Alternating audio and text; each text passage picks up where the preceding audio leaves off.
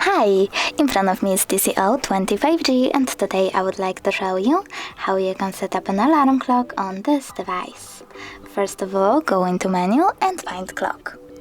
After that, click on it and select alarm at the top left corner if it's not already on. Then click on this plus icon and set up an hour. When you're done, click on the switcher next to repeat in order to select days of the week. Click on the ones that you want to set up. I will go with Wednesdays and Fridays, and then click on the switcher next to vibration to turn them off or on. Now you can tap on label your alarm however you wish to, and tap OK. Then click on this bell icon and pick one of these melodies as your alarm sound. By clicking on the chosen one and going back. You can also click on Add a New and select music from your device by tapping on the song and going back.